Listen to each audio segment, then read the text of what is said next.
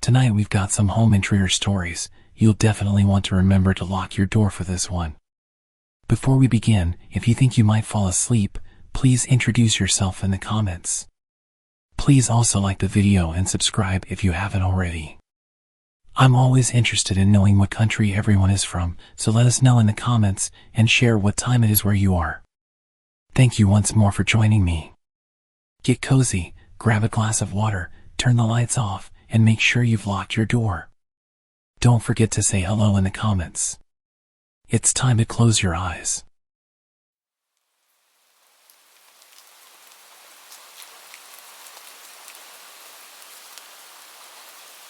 I'm currently 29, I'm a woman, and this took place when I was 14. I had just started 8th grade. I grew up in Southeast Texas, and as many of y'all know, fall is still very much a part of hurricane season. It was a Friday night, and it was just me and my mom at home. My dad was out of town for work. I originally had plans to spend the night at a friend's house, but there was a tropical storm coming, and my mom decided last minute that she would rather have me at home that night. I was quite annoyed. Tropical storms weren't normally taken too seriously. I honestly felt like she was overreacting. Of course, this was my mentality of, I'm 14, and therefore so grown up. My mom did feel bad, so we rented a bunch of movies, ordered a pizza, and got a bunch of ice cream for a great night in. My parents' bedroom was on the opposite end of the house from mine. Okay, this is important for later. We lived in a split-level house. The house I grew up in was built in 1950 and was a postmodern style, think Frank Lloyd Wright. The entire back part of the house was all floor-to-ceiling windows, about 8 to 9 feet tall, think of just a huge wall of glass. The whole house was an open floor plan, so the kitchen was the first defined room with walls on the first floor, and my bedroom was directly off of the kitchen, while my parents' room was at the top of the stairs. I apologize if this is difficult to visualize. This was a modern-style house, and it's difficult to describe. She had gone to bed around 10 p.m., and I went to my room to watch 2 movies that I had rented just for myself. The storm was really starting to get rough, the wind was picking up, and it was raining sideways. I was in the middle of watching The New Guy, and I still remember looking at my clock and it said 12:53 a.m. I was getting tired and could feel my eyes getting heavy. With the weather so bad, I remember thinking that maybe it wasn't so bad I had to miss the sleepover. I must have dozed off because the next thing I remember is a huge crash. It was one of the big windows in either the dining room or living room. Our neighborhood was in a really wooded area, and I thought that a tree or branch had fallen in the storm and had broken the window. I left my room and went out through the kitchen. Right as I was approaching the doorway from the kitchen to the dining room, I could see my mom coming down the stairs. I saw a man standing in our dining room covered in blood. Due to where he was standing, I couldn't get to my mom. He was young, early 20s, and was soaking wet and didn't have any shoes. He had literally run through our window. He was bleeding all over, had glass sticking out of him, and was standing barefoot in a bunch of broken glass. It took him a second for him to register both me and my mom, but when he did, he immediately launched into an explanation of how he was being chased by someone who wanted to kill him and we needed to call the cops. My still fairly innocent 14-year-old brain didn't doubt this at all, but my mom was eyeing him suspiciously. We moved into the kitchen and my mom grabbed her purse and held my arm to keep me close. I had grabbed a kitchen towel to try and help his bleeding. My mom pulled out her cell phone and started calling our neighborhood patrol. I noticed this, and so I quietly went and called the cops on our landline. We both finished our calls, and now we were just waiting. The guy couldn't sit still and kept getting up and looking through our kitchen windows and pacing back and forth. He didn't seem to notice that he was all cut up and bleeding everywhere. He starts muttering under his breath. What happens next happens really fast and becomes blurry a bit. But the doorbell rings. It was our neighborhood patrol that my mom had called. The doorbell sent the guy into a panic. He jumps up and suddenly grabs a hold of me. He has me in a chokehold, and my mom is now screaming to please let me go. He starts looking around all frantic and is pulling me through the dining room and living room toward our stairs. At some point, the bell rings again. My mom is following, still begging to let me go. He has me at the stairs, and my mom has the choice now to go to the front door to open it or follow him up the stairs. She runs for the door just as he pulls me up the last of the stairs. I hear our alarm start blaring. Normally we arm it at night, so you would need to type in the code before opening a door. He pulls me into my parents' room, but as soon as we get into the room, he drops me and starts to freak out. It was apparently all the lights. He starts smashing lamps trying to get all the lights off, screaming that they were burning him. There's a small garden off my parents' bedroom, and they have garden lights they turn on at night. He takes a chair and throws it at the glass door, trying to smash it so he can get to those lights. At least that's what it looks like. I had crawled to a corner to get away from him at this point. When he completely turns away from me to grab another chair, I make my run for it. I run down the stairs. The cops had made it into the house at this point and were at the bottom of the stairs with their guns drawn. One of them grabs my arm and pulls me out of the way once I reach the bottom and takes me outside to an ambulance and my mom. The adrenaline is coming down and it hits me what's happened, and I start shaking and can suddenly feel pain around my throat from where he'd been holding me in a chokehold. There's a lot of yelling and screaming from inside, and then maybe 10 minutes later, the cops come out with the guy in handcuffs. He sees me and tries to lunge at me, which was terrifying. I had a bruised windpipe, but was otherwise okay. I learned later that the guy was 20 years old and a chemistry major at one of the universities in town. Together with some friends, also chem students, they had made their own PCP. He had never tried PCP before and had a bad reaction. They had been driving to get some food when he first started acting paranoid and upset, and then at the drive-thru, insisted they let him out and took off. Thinking you're being chased is a common hallucination to have when you start having a bad trip. Light sensitivity is also a common side effect in general for being high. But he wasn't a bad kid. He'd never been in trouble before, was a good student, and pretty much the last person you'd think would do something like this. Our house was the only one on our street that wasn't completely fenced off, and that's how he was able to reach the back and those windows. When I got older, it really hit me just how easy it is to become that kid. I had friends who ended up being chemistry majors and also tried some of their own creations. Thankfully, the night didn't end up worse because it definitely could have gone in an entirely different direction.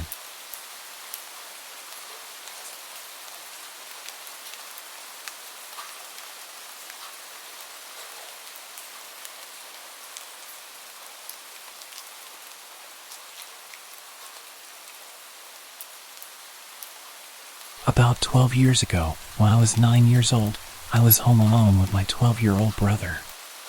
We were supposed to go to my aunt's house to have lunch and wait for my mother there. We got up at 10:30 a.m., I took a shower, and then my brother took one after I was done. After that, we were both in the bathroom brushing our teeth and finishing up when we heard someone knock on our door.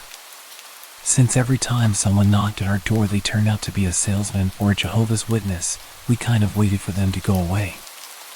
After a couple of minutes, I went to see if they were still outside through the window, and no one was there. What a relief. We continued getting ready when we saw a shadow pass by through the bathroom window, which was kind of like a small square of frosted glass. We waited and watched just in case it was a bird flying by, when suddenly a hand hit it. We got scared. We didn't know what to do. My brother had his cell phone, so we immediately called the police. While it was ringing, we heard a loud bang at the door. Someone was trying to break it down. I don't know if they were kicking or ramming it, but it was one of the most frightening things I've ever heard. My brother told me to lock the bathroom door, so I did. They took 5 bangs before the perpetrator finally bashed the door open. The police answered. I remember the exact thing my brother said. He was whispering, his voice barely audible. "Hello, there's someone in our house, and I think they're stealing. We're at 1249 Maple Street. I'm with my little brother locked in our bathroom. Please hurry." While all this was happening, I was sitting against the wall, hugging my knees. It was one of the most nerve-wracking experiences ever. I could hear the man going through all of our stuff, emptying drawers, going up and down the stairs, opening cabinets. He even broke a few cups and plates. Then I heard the sound my cell phone makes when it turns off, and I remembered leaving it on the kitchen table. I felt so stupid for leaving it there. Things continued for a couple of minutes when we heard him trying to open the door to the bathroom. My brother got a hold of a big metal rod we had lying around there. The man started kicking the door, shouting, "Who's there?" We said nothing.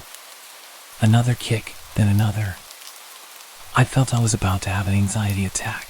My chest started to ache, I had chills, and it was really hot. I tried to remain calm, but it was just too much. After that, he stopped. We heard the door opening and then silence. We waited for almost 10 minutes before going out of the bathroom. The living room was a total mess, lots of papers and books on the floor, cabinets open, cups and plates scattered on the floor. In our mother's bedroom, the nightstand and the closet were open, and everything inside them was all over the place. Upstairs in our room, it was the same thing. In about 5 minutes, the man had gone through everything we had and left a total mess. After that, my brother called my mom, and she ordered us to go to my aunt's house as soon as possible, so we did. When we got there, I was a little more relaxed. My aunt was waiting with us with ice cream, probably because my mom had told her everything, and she wanted to calm us down a bit. We got back home at about 5 o'clock.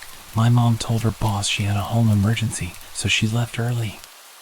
She tidied up the house, cleaned up, and left everything the way it was before so we could be relaxed. I really appreciate her effort and my aunt's attempt to calm us down and do everything so we didn't have to think about it. According to my mom, the police got to her house after she arrived, about 3 to 4 hours after the incident. She explained everything, but because of a lack of evidence, nothing could be done. The man was never caught, and honestly, I don't think they even tried to search for him. The next few days, my mom was home with us. Now I tell the story as a funny anecdote. Luckily, no one was hurt, and he only took useless stuff, but at the time, I was really scared. To a 9-year-old, an experience like that can have serious repercussions. I'm lucky it never came to that, and I got over it after a couple of weeks.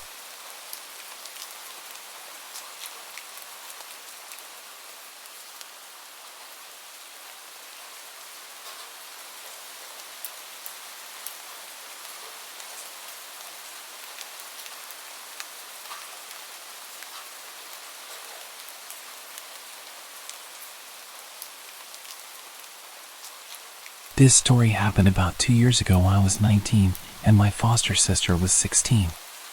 It was the summer before I was going to college, and I mostly lived with my mom and my sister except for every other weekend when I'd stay with my dad. Summers where I live can get really hot and humid, so we had a habit of walking the dogs around 7 p.m. when it would be cooler but still light outside. On this particular evening, Mom wasn't going to be home until late. She often participated in choirs, Bible studies, youth group events, and more, so it wasn't uncommon for my sister and I to be left home alone until 8 or 9 p.m. Therefore, it was up to us to walk the dogs by ourselves. Even though we lived in the countryside, we decided to drive 20 minutes to a park for a change of scenery. Let me explain the layout of the park for clarity. The park isn't very big, but it's popular because of its mile-long looping road with attractions like playgrounds, ponds, and a small country hall spaced out on the inner side. The outer side features just grass and trees with one playground at its end. It's common to pass people walking the loop at least twice if you're walking in opposite directions, but not if you're walking the same way. Any cars on this road can only drive in one direction because it's a one-way road. Everything about the walk started normally. We parked the car, leashed our dogs, and began walking the loop. Occasionally, we'd stop so I could take pictures of our dogs and my sister wrangling our larger dog, who pulls like his life depends on it and wants to smell everything. During one of these stops, a man in his 40s passed us walking in the same direction. He smiled at my sister, told us we had cute dogs, and continued walking. We thought nothing of it. After all, it's common to exchange greetings in the park. However, this man passed us again only 10 minutes later. This time directly across from where we'd first seen him. He greeted us again with a smile and a hi. This time, we both looked at each other, acknowledging the strange guy. It seemed odd that he had managed to loop back to us so quickly and that he had cut in front of us so closely, nearly touching my sister. Not even 5 minutes later, the same man passed us again, cutting even closer and greeting us once more. This was the moment I decided we needed to leave. It was abnormal to pass someone 3 times so quickly on this loop without them taking a shortcut or altering their path significantly. We hurried back to our car. As we neared it, we noticed a car creeping along behind us. We stopped to let it pass, but it also stopped. When another car approached, the first car sped away. We quickly packed the dogs into our car and drove home. Once home, we settled in for the evening. Around 9:30, while we were in the living room, we noticed the ceiling light up momentarily as if from car headlights, but we dismissed it, thinking Mom was coming home. A few minutes later, the motion sensor light on the porch turned on. Soon after, we heard the storm door open, but no one came in.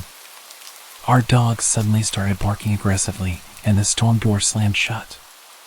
My sister, brave as she is, went outside with a kitchen knife to investigate, but saw a man's outline by our old dog kennel.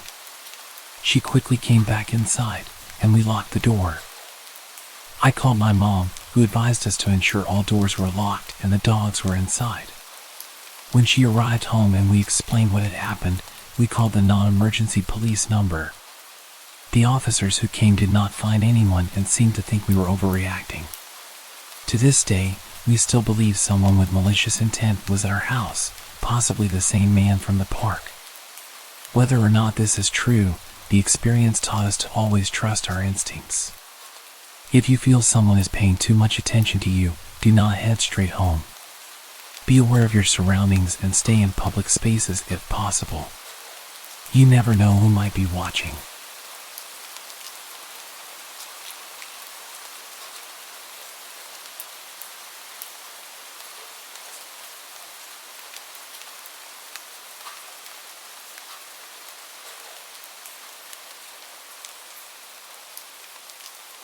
I'm a female, and this incident occurred in 2008 when I was 13 years old. I'm now 27. I remember it as if it were yesterday. I lived in Cincinnati at the time, and it was January.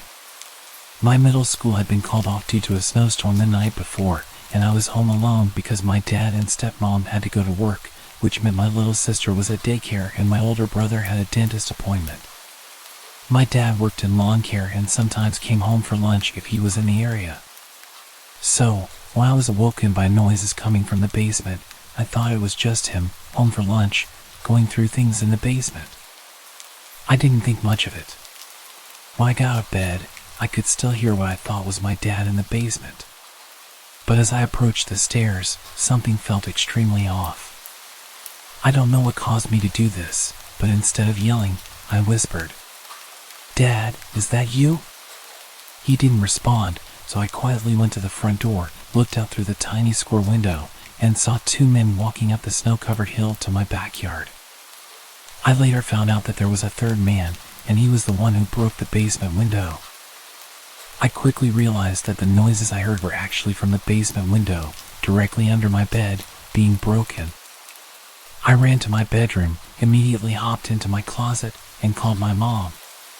When she answered, and I told her what was happening, she called my brother to see if he would come home because I had a history of being scared to be home alone. Neither of them actually believed that there were people in the house. Before my brother got there, and right after I got off the phone with my mom, I called the cops. I don't think the dispatcher believed me at first because she asked me several times if I was sure there were people trying to enter my house. Meanwhile, the 3 men had already entered the house and were running up the stairs from the basement. After I told her that, I immediately noticed a change in her voice, and she told me to stay calm and asked me if I was in a safe place. I told her I was in my bedroom closet, except the door wouldn't close all the way because my room was only clean because I threw a lot of it in my closet, so I had to hold my closet door shut. The dispatcher told me to let her know what I could hear, if anything. I told her that I heard them talking to each other in the living room, but I couldn't understand what they were saying.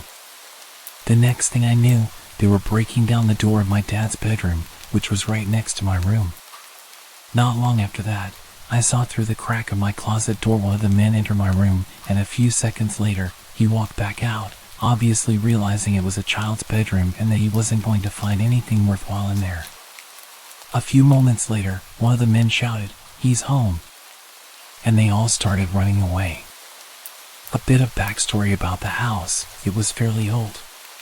So to open all of the windows, even the basement ones, you had to crack a lever to open or close them. Unlike the glass block windows that can't be broken or seen through. Not only that, but the front door didn't open because the house had settled too much and wouldn't unlock, so the couch was in front of it. Because the front door didn't work, we used the side door to get in and out. I'm not sure why, but the side door had to be unlocked with a key from the inside of the house to be able to leave. Everybody had a key besides my little sister. That being said, the men had to leave the way they entered, with everything they were trying to steal, which was through the basement window. After the dispatcher informed me that the police had my house surrounded and it was safe to come out, it took me quite a while to leave my closet because I didn't truly know if they were gone. When I finally got the courage to get out, I grabbed my key and darted to the side door to let the police inside. I didn't see my brother anywhere, so I didn't know if something had happened to him or if it was even him who came. Not long after I let the police inside, my brother came walking into the dining room. I jumped up so fast and gave him the biggest hug I'd ever given him. When the police asked us to tell them what happened, I heard my brother tell them that when he got to the house, he walked up to the side door as he normally would, and when he was about to unlock it, he was met by one of the men through the window. He said the man cocked his gun, put it up to the glass, and said, "Hey." After that, he said he froze up, and then when he could finally feel his legs again, he ran up the street and started knocking on doors. After about 3 houses, he knocked on the 4th, and a little girl answered. He asked her to go get her mom. He told her that there were men inside her house and his little sister was inside. She called the police, and my brother then called our grandparents to let them know that I was telling the truth. The township reached out to my dad and invited us to come to the town center about a week after the break-in. When we got there, I was surrounded by the officers who apprehended the men, and they awarded me with a certificate of bravery for staying calm and helping them catch the man, along with a little gift bag of girly items. About a month later, we had to go to the men's court date, where we met a woman and her son in the waiting area who had their house broken into a week before ours was broken into. It just so happened that they stole one of the guns she had. As it turned out, the 2 men had 3 guns, but only one of them was loaded. I was way too overwhelmed to be in the courtroom and have to see the man again, so the judge allowed us to stay in the waiting area until their hearing was over. 2 of the men ended up getting 7 years in prison, and the other got 12 years in prison because he pulled a gun on my brother. They're all out of prison now, and for a little while, I was scared that they would come back once they got out, because my dad still lives there, but nothing has happened since then. I've always heard stories about houses being broken into, but I never thought it would happen to me. I'm really glad that I was old enough to know what to do in that situation and that the man never knew I was in the house with them until they were in court, because who knows what they would have done if they knew.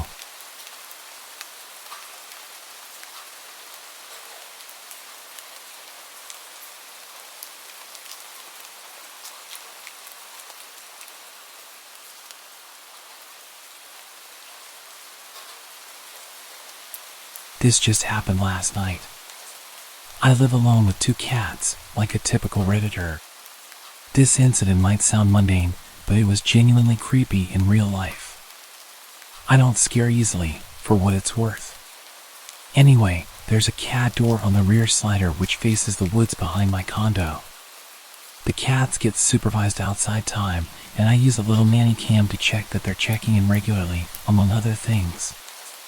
I can watch it from my computer or phone while doing stuff. I also occasionally get neighbors' cats who come in for a bite to eat. My male cat loves it, my female cat hates it. Anyway, this one gray cat comes around every few days, comes in, has a snack, I scoot him out, and it's no big deal. Well, he'd been coming around really late at night and pawing at the locked cat door. It scared me at first because it was a terrifying sound to hear in the middle of the night. I was able to figure this one out pretty easily just by listening. My cats would run to the rear slider, my female cat would hiss, the male would meow, and then I would hear something scamper away. I told myself it was just the neighbor cat coming for a midnight visit and probably just couldn't get in. Anyway, my nanny cam has automatic night vision which turns on when it's too dark. But I had the cats inside with me last night, so the cat door was locked shut, the patio light outside of the slider was turned off, and I was getting into bed just as I got under the covers. I heard the scratching, rattling sound at the locked cat door. I opened the app and definitely did not see a cat. It didn't help that the night vision makes everything look super creepy, but regardless, I was freaked out. There was a scraggly looking person hunched over on my patio, playing with the locked cat door. My female cat hissed, and he got up and laughed. I guess it could have been a she. I never saw a face and I only caught a few frames while my blood ran cold. It looked like they were wearing a loose t-shirt. I called the cops, and they had a cruiser nearby. He did a drive-through and walked the area out back. It was late, so I didn't give a statement or even meet with the officer, but I did see his flashlight as he walked the train line. Thankfully, that was the end of it. Although my cats refused to use their door for a few weeks afterwards, as if they could smell the strange intruder.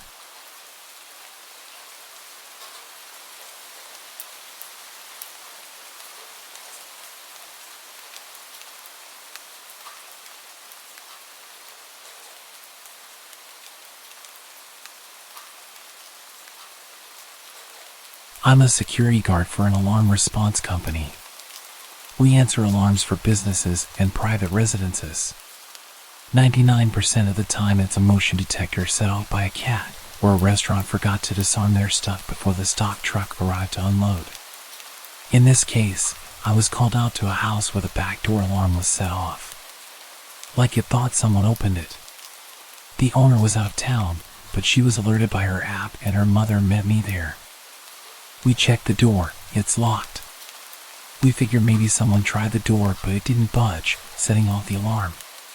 But there's a light on inside. The mom mentions this to her daughter on the phone. The daughter says she isn't sure if she left the light on or not. It's a good idea to make people think someone's home, but she just isn't sure. That gave me a bad tingle. The mother wanted to go inside to check.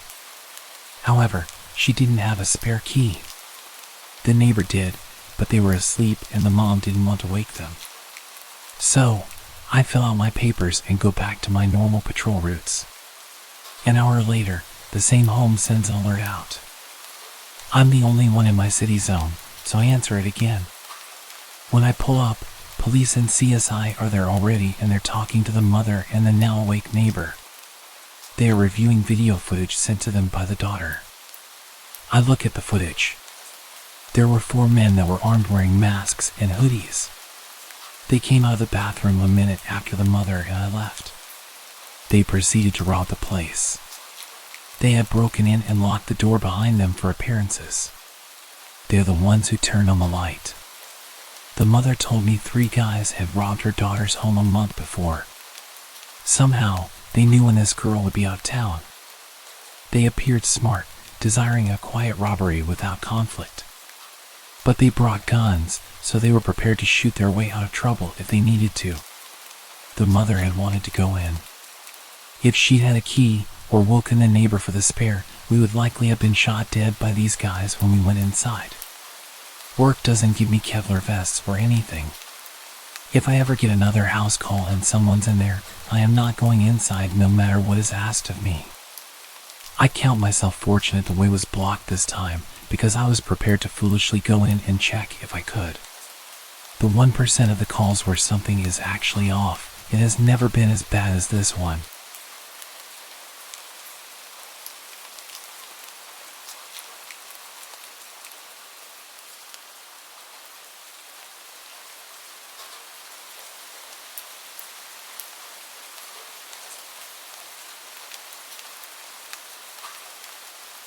This happened back in the 80s, so it was before we had cell phones.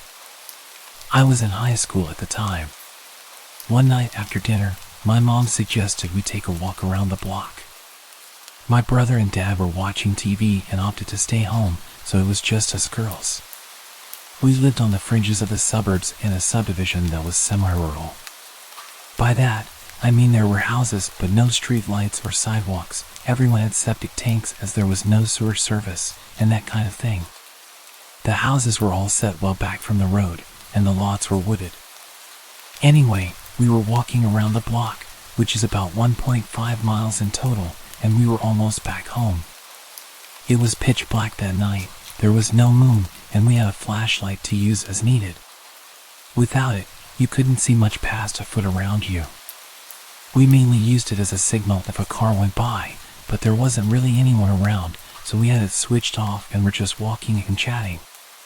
Just as we turned the corner onto our street, we suddenly heard footsteps behind us. This was a bit weird as we had just come from that way and hadn't seen or heard anyone walking on that street or coming down the driveways we passed. But we just figured it was some neighbor also out for a walk, and we hadn't noticed them in the dark. So I turned around to look and switched the flashlight on to see who it was. They immediately switched the flashlight on too, so I could only see their light and not the people holding it. They said nothing. We kept walking, but the footsteps behind us sped up. Now they sounded heavy, so we thought it was a man. We sped up. He sped up. I turned the flashlight back on, and he turned his on again in silence. We were too scared to call out, and now we were approaching our driveway.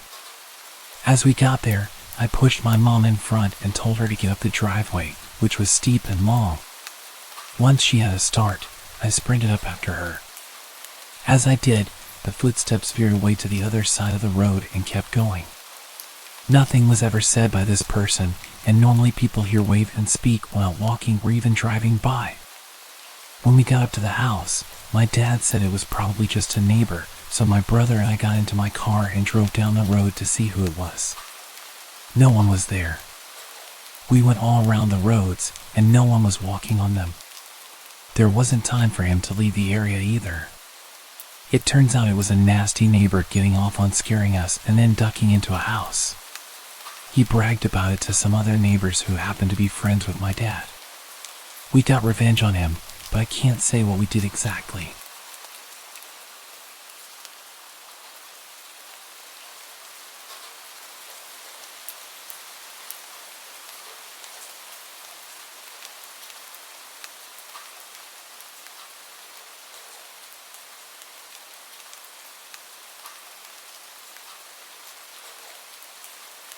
Although it might not seem like it, this incident happened quite a while back, probably over 10 years ago. I was in my later years of high school and was home alone. My parents were at a wedding that required them to stay in a hotel, and my brother worked the night shift at that time. My family lived in a very well-known East Coast city in a blue-collar neighborhood that was starting to take a nosedive. As a teenager, I was a bit of a loner. I wasn't a nerd or anything. I was a big guy who had friends and went on dates, but I'm a natural introvert, so I cherished the rare alone time that I got. This weekend, I was looking forward to engaging in my normal empty house routine, playing PlayStation on the big screen TV, then ordering a late takeout dinner, pizza or Chinese, and pigging out while watching some Dragon Ball Z. Then, around 2 a.m., I would fall asleep on the couch with my old dog, Cecil. Cecil was a beagle who was as old as the hills and had been in our family for about 8 years. He was quiet and peaceful, spending his time begging for food and sleeping. Unlike most beagles, Cecil never howled or barked. He was more than content to rest his head on your lap and spend the night there. Anyway, back to the story. It's approximately 1 a.m. I had just finished the last slice of pizza and was dozing off on the couch when I heard a bang coming from the back alleyway. I didn't think much of it. Anyone who has lived in a city knows noises happen at all moments of the night. Cecil's head pops up off my lap, and the hair on his back stood up. He was always a bit skittish, so I calmed him down and started dozing off again. Not more than 2 minutes later, I heard another bang, and Cecil did something I'd never seen him do before. He leapt off the couch and ran like the wind towards the door leading to the basement, barking and growling like a dog twice his size. The look on his face reminded me of a German Shepherd from a K-9 unit. I'd never seen him like that before, which got my adrenaline pumping. Through the dog's barking, I could now make out a persistent banging. There was a seldom-used door in the basement that led out to our back alleyway. It was old and rusted and was hard to open, even with a key, and it made a lot of noise. I suddenly realized that someone was trying to break into my house through my basement door. For a quick bit of context for anyone who hasn't lived in a bad neighborhood, if someone tries to get into your house and moves on after they realize the door is locked, they want your stuff. If someone is persistently trying to get into your house despite the door being locked, well, they want you. Knowing this, I rushed upstairs to grab the heavy wooden baseball bat that I kept under my bed for situations like this, then I headed down to my basement. I probably should have run, but I was a macho teenager with a tough guy complex, and I also didn't have anywhere to go. While I was heading down the stairs to my basement, Cecil blew past me with the speed and aggression of a dog half his age. Suddenly, I heard a man's voice saying, "Oh," and the banging stopped.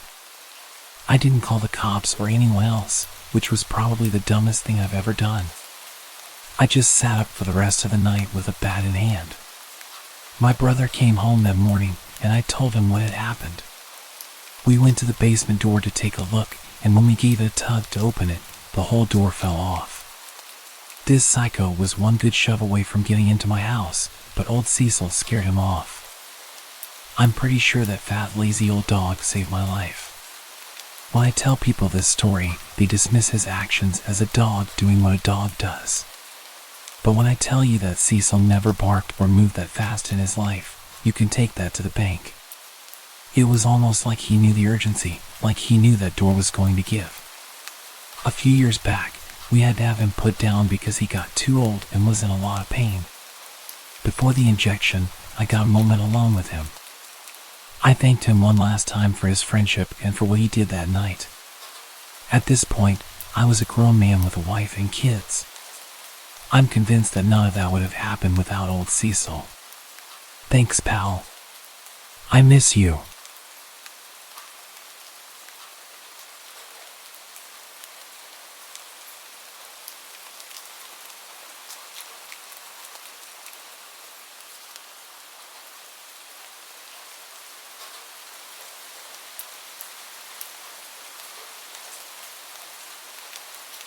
This encounter happened when I was about 10 years old.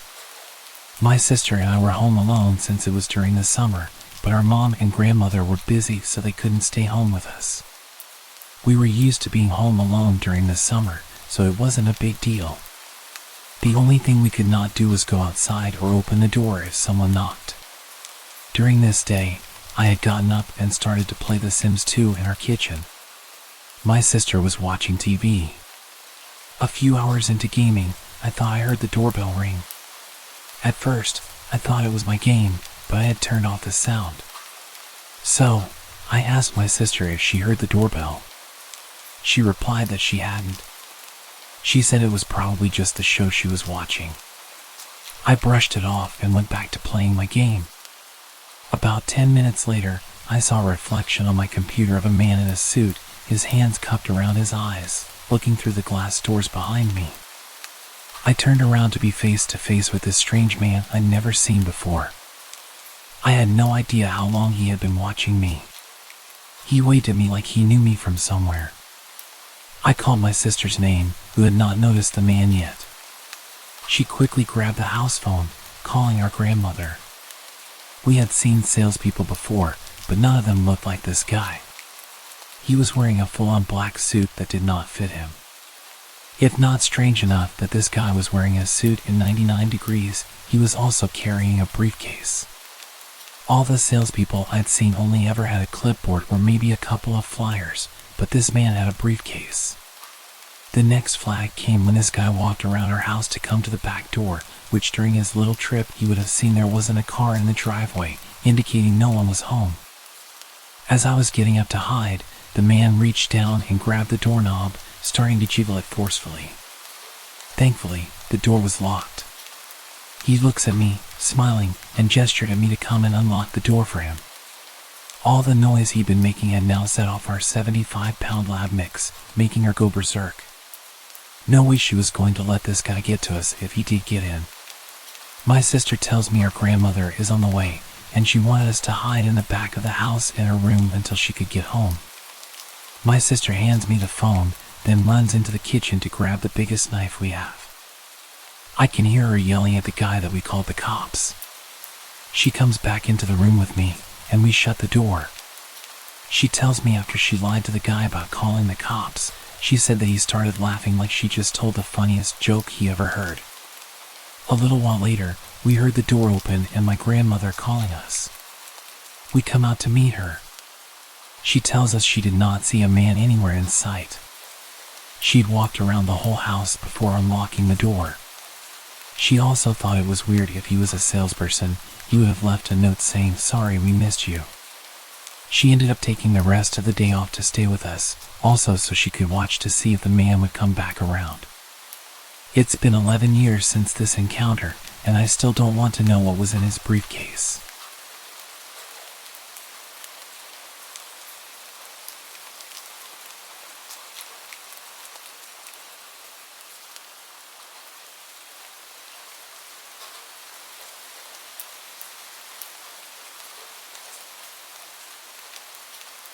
This incident occurred almost 5 years ago, shortly after I moved into my current home with my husband.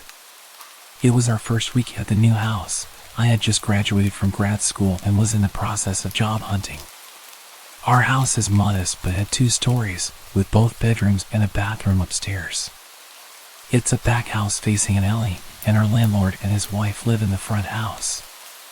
One morning, as my husband was leaving for work, he abruptly came back inside. "Did you try to remove a screen from a window downstairs?" he asked. I was puzzled and told him I hadn't. He urged me to come outside, so I quickly got dressed and followed him. To our alarm, the screen covering a large window downstairs was bent at a sharp angle, as if someone had attempted to push it up from the bottom. The most unsettling part was the clear prominent handprint on the glass, suggesting that the would-be intruder had tried to push up and open the window. Fortunately, all our downstairs windows are secured with wooden rods wedged in the top half, effectively preventing them from being opened too much. Our analog security measures had unexpectedly saved us. Additionally, we noticed another window screen slightly cut open at the corner. We immediately called the police, who came and dusted for fingerprints on the handprint, but unfortunately, it didn't lead to any developments. At the time, break-ins during the middle of the workday were not uncommon in our neighborhood, as most people would be away from their homes. However, what truly unnerved me was the realization that our would-be intruder had chosen to attempt a break-in in the middle of the night while we were both home and asleep. My car was parked right by the tampered window, clearly indicating that someone was home. It was a bold and foolish move on the intruder's part, especially since they left behind an almost perfect handprint on the window.